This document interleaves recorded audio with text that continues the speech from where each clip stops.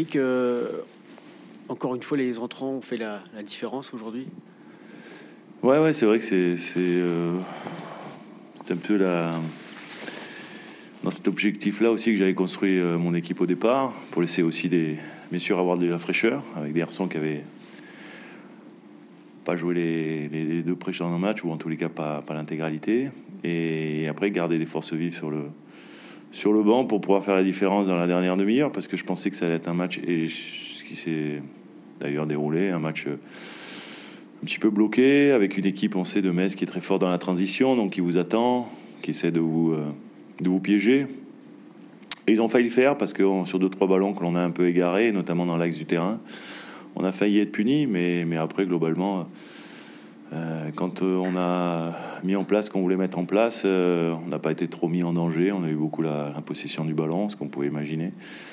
Mais on n'arrivait pas à trouver la solution, parce que effectivement, c'était un bloc équipe qui était bien regroupé, et c'est jamais facile de jouer face à des blocs bas. Et surtout, on sait que pour trouver des solutions face aux blocs bas, il faut avoir beaucoup de talent individuel. Donc voilà, donc c'est vrai que ce talent-là, on l'a récupéré sur la deuxième période avec effectivement les entrants, et avec leur fraîcheur aussi, ils ont amené un plus.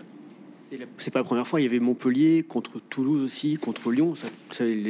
On dit, tu t'aimes pas trop le mot remplaçant, plutôt entrant, mais cette saison, tu fais comme des choix forts, et souvent ça fonctionne. Ouais, l'objectif c'est toujours pareil, hein, c'est d'avoir un collectif et que tout le monde se sente concerné, ce qui est jamais facile, hein, parce que c'est vrai que quand tu démarres pas un match, je sais que les joueurs sont déçus. Quand tu rentres pas, alors là ils sont encore plus déçus forcément. Donc voilà, la petite frontière entre arriver à concerner tout le monde et avoir des joueurs qui lâchent un peu, elle est difficile à maintenir, tout simplement. Donc là, dans notre malheur, l'enchaînement des 3 matchs avec le match remis de Strasbourg nous a permis justement de joindre un petit peu les mots, les actes aux mots, parce que dire toujours qu'on compte sur tout le monde, c'est bien, mais il faut aussi à un moment donné donner du temps de jeu à ceux qui en ont moins. Donc ce qu'on a un peu réussi à faire, c'est vrai qu'il y a d'autres joueurs que j'aurais aimé faire rentrer et qu'on va plus rentrer ce soir. Mais bon, voilà, c'est comme ça. C'est vrai que le groupe vit bien, et c'est vrai qu'aujourd'hui, je suis très heureux de gagner ce genre de match, parce que c'est un match différent des autres matchs qu'on a gagnés, avec, je pense, en ayant gagné surtout en deuxième mi-temps avec la tête, plus qu'avec les jambes. Donc voilà, c'est important pour la suite. Avec 25 points, vous avez, avec les joueurs, il y avait un contrat d'ici la trêve, vous l'avez déjà rempli. Ouais. 25 points, vous êtes 5e. Qu'est-ce qu'on peut espérer de mieux maintenant ? C'est sûr qu'en début de saison, on aurait signé tout de suite, hein, pour ce capital point après 15 journées. Maintenant, voilà, je crois que c'est pas parce qu'on a atteint l'objectif que les joueurs s'étaient fixés qu'on ne peut pas le dépasser, et on essaiera de le faire. Donc voilà, tous les matchs sont bons à prendre pour fructifier notre capital point et se rapprocher le plus rapidement possible de notre objectif principal, quoi. Il y a un joueur qui manquait ces dernières semaines, ces derniers mois d'efficacité offensive. Un joueur qui vous a beaucoup porté la saison dernière, c'est Jérémy Ledouaron. Ouais. Et là, cette semaine, il plante coup sur coup. Comment il a fait, et comment vous avez fait pour le remettre C'est pas simple, hein. C'est pas simple quand on est un attaquant et que... Alors Jérémy, c'est un jeune attaquant malgré tout. Même si au niveau de la carte d'identité, il n'est pas vraiment jeune, mais en tous les cas, c'est un jeune attaquant à ce niveau-là. Et c'est vrai que c'était sa première belle saison l'année dernière, avec des stats. Donc la confirmation, elle est toujours un peu plus difficile, un peu plus délicate. Ce qu'on a fait, c'est qu'on lui a maintenu notre confiance. On l'a encouragé quand c'était difficile. Et c'est vrai que déjà, il s'est débloqué avec le match de Paris, où il a marqué de la tête. Et puis après, vous l'avez dit, sur le match de Strasbourg.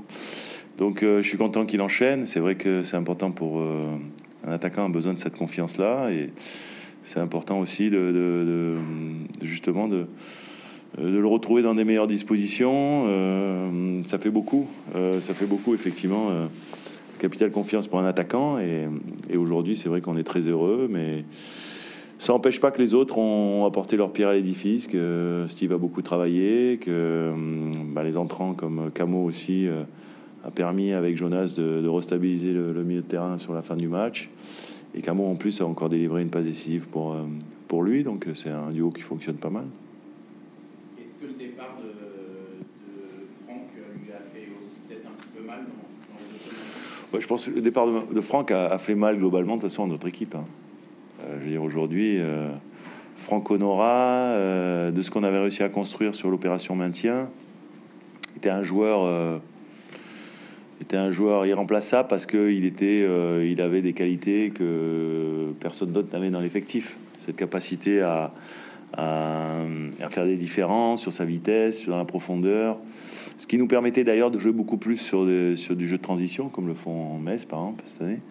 Et c'est vrai que c'est comme ça qu'on avait un peu construit notre opération maintien, en retrouvant des bases solides, un groupe qui travaille bien, qui est compact, avec un bloc équipe qui laisse moins d'espace et avec la capacité de se projeter qu'avait Franck. Alors après, quand il s'en va, forcément tu perds un joueur qui marque et des buts et qui fait beaucoup de passes décisives. Donc forcément, ça fait mal à l'équipe et pas qu'à Jérémy. Je pense que ça fait mal aussi à certains de nos attaquants parce qu'il y avait des automatismes aussi qui étaient créés avec lui depuis longtemps. Maintenant, il a fallu repenser justement notre manière de jouer, notre manière de pouvoir être performant. Et c'est vrai que Romain ne remplace pas Franck, mais comme ils jouent dans le même poste, ils jouent même sur le terrain, on va dire que c'est deux joueurs qui sont complètement différents et je dirais même opposés, quoi. Romain a beaucoup plus de qualité technique, il a un pied gauche soyeux, il joue pas sur la vitesse, mais il joue plus sur le déséquilibre et tout ça. Donc c'est pour ça qu'on a repensé notre manière de jouer et qu'il fallait avoir un peu plus de maîtrise collective, un peu plus de maîtrise du ballon aussi et ne pas faire que défendre et puis de contre-attaquer. Donc voilà, c'est, je pense, la premier étage de la fusée, c'était ça l'année dernière pour se maintenir. Le deuxième étage, c'était effectivement de progresser sur d'autres aspects du jeu pour effectivement avoir des bons résultats. Coach, est-ce qu'on peut avoir votre regard sur cette défaite contre Brest? Donc c'est une défaite douloureuse, tenant compte de ce qui s'est passé sur le terrain. Je crois que je peux me tromper. Je vais voir qu'après que je vais analyser, quand je vais revoir le match, si j'ai la force de revoir un match dans lequel je crois que Brest, ils ont démontré un petit peu plus de maturité dans leur jeu. Nous, ce qui nous a manqué, maturité dans le moment offensif, terriblement. Autrement,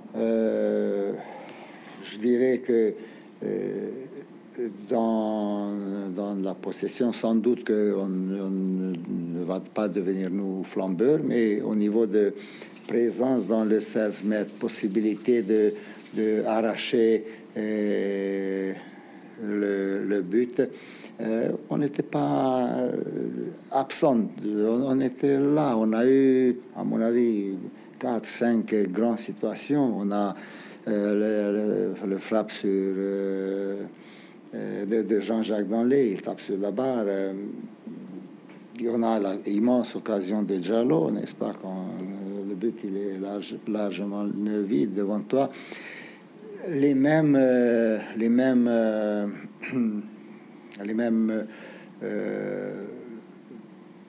actions, j'ai pas vu de la part des Havrais, de la part des Brestois. Ça n'empêche que ils rentrent avec 3 points, travaillés.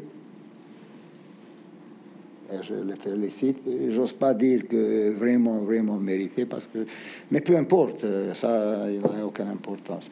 Je crois que beaucoup de matchs on paye, beaucoup de points on paye pour le manque de maturité offensive. Vous faisiez un match très cohérent jusqu'au but de Brest et on a le sentiment que l'équipe a un peu arrêté de jouer. Le but de Brest, il arrive quand? Il arrive 60. 15e. Donc il te reste 15 minutes. Mais le match, tu aurais dû gagner déjà avant. Tu aurais dû faire la différence avant. Mais bien sûr, quand tu reçois un coup comme ça, derrière ta tête, mais tu essayes de s'en sortir, tu essayes de lever la tête, tu essayes de prendre un petit peu des risques offensifs plus importants. L'autre, bien sûr, qu'il défend ce qu'il a. Donc ça passait pas quelque chose d'étrange après ce qu'on a pris le but. Je n'ai pas vu une perte de réflexion. Avec les moyens lesquels on a essayé d'être plus près de leur but. Qu'est-ce que vous avez pensé de l'apport de vos remplaçants? Je crois que je commence de sentir où vous voulez arriver, donc c'est pour ça que je dis que je ne vous réponds pas. Mais on a notre banque de remplaçants. C'est ça votre question. Oui. Mais on a une banque de remplaçants, lequel on l'a eu toujours. Maintenant, est-ce que c'est une tellement grande problème qu'il ne joue pas Kofi, qui était blessé, mais il joue Colin? Je ne crois pas. Je ne crois pas qu'il y a une grande différence que Kandé il est sur le banc et c'est RL qui joue, parce que RL a fait un très beau match, après moi, héroïque. Je ne crois pas que l'utilité de Jean-Jacques Danley qu'on commence de commenter maintenant. Que Camara il n'a pas fait un bon match. Ah oui, ça peut arriver. Mais ici, ça commence déjà la manque de maturité. La manque de maturité, parce que le talent, l'on a, mais pas un talent si fou pour pouvoir mettre à côté la maturité. Donc, ça, vous devriez comprendre qu'est-ce que je dis derrière ça. Après, Simon Elissor, il essaye de faire tous les efforts possibles, et je félicite pour les efforts. Mais pour les efforts, Savali il a reçu un coup important. Que c'est Asoro qui est sur le banc, je vois rien scandaleux dans celui-là. On n'a pas une grande différence entre tel et tel joueur. Mais est-ce que vous regrettez que les joueurs qui rentrent en jeu, justement, n'apportent pas peut-être ce petit supplément d'énergie en fin de match? C'est des moments très difficiles de rentrer dans le jeu quand l'adversaire il mène 1-0 et il te reste 15 minutes à jouer. C'est très difficile. Et on attend dans des situations comme ça les miracles, n'est-ce pas? D'ailleurs, on a vu ça quand Asoro il rentre, il marque contre Nantes, je crois. Aujourd'hui, il n'a pas réussi de faire la même chose. Aujourd'hui, il n'a pas eu la possibilité. Mais c'est vrai aussi qu'aujourd'hui, on n'a pas mené. Le résultat, il était de 1 à l'époque quand il est rentré. Moi, je reste convaincu que cette fameuse maturité, il faut encore et encore cultiver. Je dis même pas travailler, parce que ça, c'est un mot derrière le travail, de cultiver. Et tu le cultives dans beaucoup d'endroits. Sur le terrain aussi, bien sûr. Pendant les matchs, bien sûr, là aussi. Cette maturité, tu ne l'obtiens pas si facilement. Après cette défaite un peu difficile à avaler, j'imagine, comment vous avez senti vos joueurs? Est-ce qu'ils étaient frustrés dans tous, on est frustrés. D'ailleurs, je crois que vous devrez sentir sur mes paroles aussi on est un petit peu, pas un petit peu, on est abattu, on est frustré. Et déjà, parce que même comme ça, je crois que le match minimum, il allait vers une 0-0. 0-0. Et nous, comme on sait bien qu'on doit lutter pour tous les points possibles, c'est pour ça qu'il est encore plus douloureux la perte d'un point aussi. Voilà. Mais tout le monde est abattu dans des situations comme ça. Laszlo, il y a un joueur qui vous a fait très mal en rentrant, c'est Jérémy Ledouaron. Est-ce que vous le craignez? Il était attendu peut-être titulaire. Un jeu très intéressant. Moi, personnellement, j'ai pas peur d'aucun jeu parce que si je commence d'avoir peur des joueurs, alors c'est pas la peine d'être entraîneur. Mais c'est un joueur avec beaucoup de qualité, avec un bon physique, une bonne vitesse de jeu.